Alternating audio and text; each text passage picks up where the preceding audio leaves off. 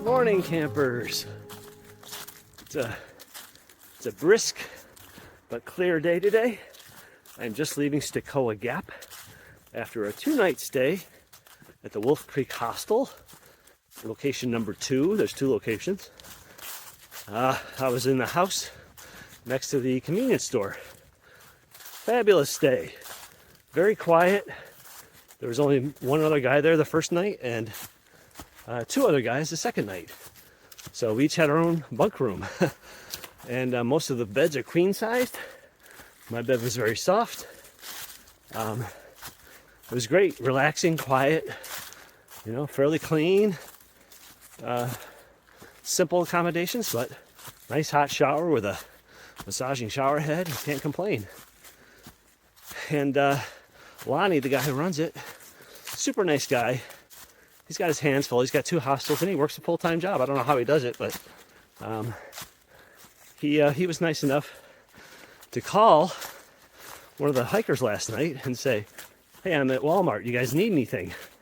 I said, "Yeah, I need something." And he told him over the phone, and the other guy wanted something, told him over the phone, and Lonnie picked up, got exactly what we asked for. No confusion or miscommunication. So that was super. Save us a trip, save us the time. So that was very much appreciated. And the convenience store next door, you could scrape out a minimal resupply there. Not a full resupply. There's no backpacking meals. I don't remember seeing any tuna or chicken packets, that kind of stuff. But there's ramen and there's plenty of protein bars, Cliff bars, and candy bars, and Pop-Tarts, and crackers, peanut butter, stuff like that. Oh my gosh. A lot of climbing this morning. I've already climbed up. You see the road down there? That gray strip is the road. Whew, I only started like 3 minutes ago. I'm already this high up. So today, either 13.5 or 14.7 miles, depending on if I decide to get a bed at the NOC, Nantahala Outdoor Center. I think they have a hostel there with beds. I've heard mixed things about it. But there's a restaurant there, and there's beer. That's one drawback. This is a dry county where the Wolfcreek Hostel is, so no beer. So I may stop, have dinner, get a beer, and see if they have a bunk. If not, I'll have to hike another, I think, a 1.25 mile up to the shelter. So that's my plan. It's uphill, and then a little down, then an uphill, a little down, and then a big uphill push. Once I get to the top of the big uphill push, that's Choa Bald. Once I get up there, it's like 6 miles downhill, all downhill straight to the NOC. So that's what's in store. I'll try to shoot some exciting stuff for you, but it's been kind of boring and repetitive down here. I have to be honest with you. So don't set your expectations too high. It's my 1-hour check-in. I've only come 1.4 miles in an hour. Actually, it's less than an hour. I shouldn't say that. It's only been 45 minutes. But it was mostly uphill at the beginning. It's a little flat right now. So I checked a little earlier than I realized. I should wait 15 minutes and check again, but I'm just under 2 mile an hour pace, so that's pretty good. But I can't dilly-dally, especially if I want to stop and get dinner and there's no bunks available, or they're not open now or something, and I need to push on to the shelter because I need to get up there in time to make dinner. So okay, so I just came down the trail here, and right here I stepped. See the leaves, how they're gathered up on the edge? I stepped a little too close to the edge here, and my foot slid down, and I went down on my other knee. So I'll be very careful along a trail that's got a slope to it, and there's leaves along the side like this. That does not mean there's solid ground under there. You step on that, your foot could go right down the hill, and that's what just happened to me. So stupid mistake. Stay away from the edge of the trail when it's like this, because those leaves could just be leaves. There could be no ground underneath them. Take a little breather on my way up Choa Bald. I don't think I showed you the scuffs I got the other day. Right there on my forehead. This one up here. If you can see that in the shadows. That's when I fell, going slightly downhill, and I put my hands in front of me, but my pack started going over, like trying to make me do a somersault. And it basically shoved my head down to the ground as my pack was flipping me over. And it just ground my head into the ground. Luckily it wasn't a rock, but it scraped me up a little bit. So I had to treat it with some rubbing alcohol. It's just a little surface scrape on the skin, but I forgot to show you that earlier, and I was just thinking of it while I was taking a break here. So I thought I'd share my injury. All right, so here's another sign that has to be taken with a grain of salt because they've rounded off the mileage. Stecoah Gap, it says 6 miles. That's actually 5.4 miles. Montana Dam, 20 miles. It's actually 21.1 miles. Sassafras Gap, 1.5 miles. It's actually 1.3 miles. And the Knock Highway 74, 8.0 miles. It's actually 8.5 miles. So, once again, we're playing fast and loose with the mileage here, so don't rely on that. Yeah, I just took a break down here at the Sassafras Gap Shelter, and this is one of the better ones down in this area of the country, or of the trail. As you can see, it's got 2 levels, and then there's a little platform here in front. They bill it as a 14-person, which means they think you're going to get 6 up, 6 down, and then probably 2 more in this ledge here in front.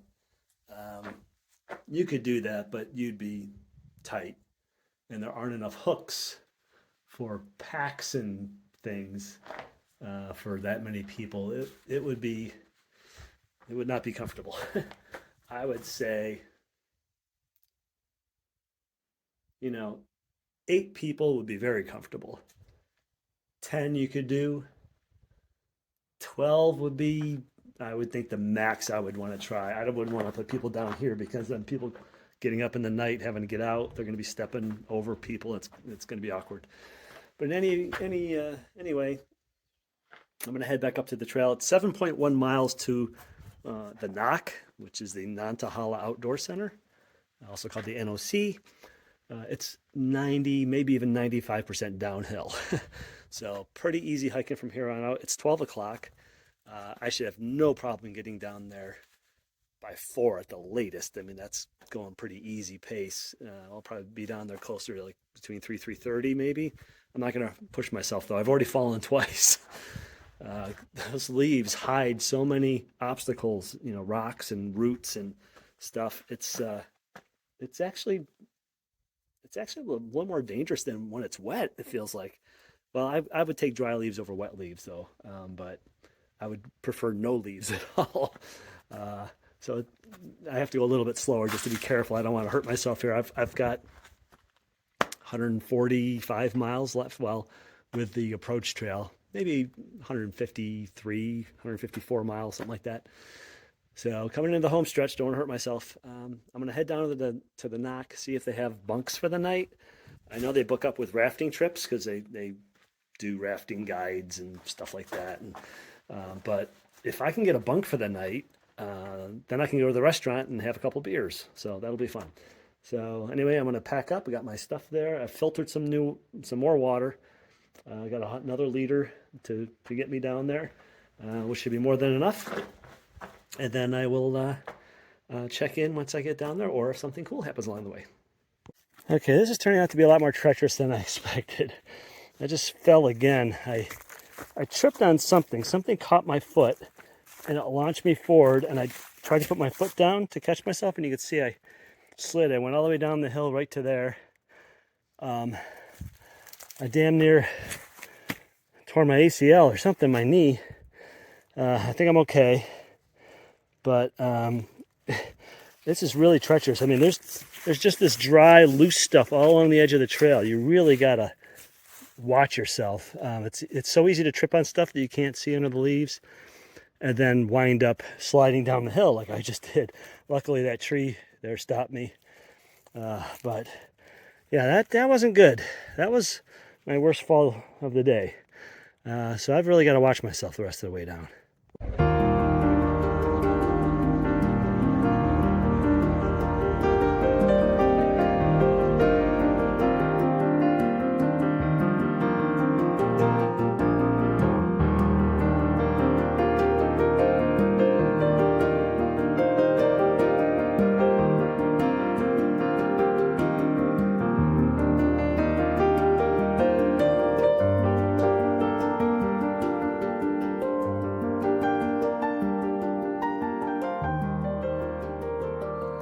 Well, I'm here at the A. Rufus Morgan shelter. That's not the shelter, that's the privy. Right there, that's the privy. The shelter, you can't really see it from here. It's kind of between the trees up there. No, you can't see it. Anyway, that's my campsite, my tent. About to hang my earth sack. And there's, that's the trail right here, going that way. And there's a camp ring down there and fire ring. A few more tent spots. And there's like 4 or 5 decent, relatively decent tent sites. Sorry, not a lot of exciting stuff. I didn't shoot video at Nantahala Outdoor Center, the knock. It was crazy. It's like an amusement park there. People walking around. I went in the restaurant and I couldn't even do a beer shout out. It was noisy and it was busy and anyhow, there wasn't much going on in the river. There was like one kayaker I saw go down. But anyway, a pretty good day. Very mild out. It's like 70, 72 right now. Maybe upper 60s. But there's no wind. It's totally still. It's really beautiful. I mean, this is perfect weather for camping in. A little cooler would be nice for hiking in. Tomorrow's going to be a real short day. 10.7 miles. It's going to be an easy day. I'm going to sleep in, actually. I'm not going to get up till like 6:30. I usually get up at 5:30. I'm going to sleep until 6:30. I won't be out of camp here till probably around 9 o'clock, to be honest, because I'm going to take my time. But 10.7 miles. I'm going to, that's 6-7 hours tops if I really, drag. I'll be in the next campsite by 4 o'clock. There is one big, huge climb, though, in the morning. It's like straight uphill for a few miles. It's like over a 2,000-foot gain. So I'm not looking forward to that, but 10.7 miles. Hey, it's an easy day.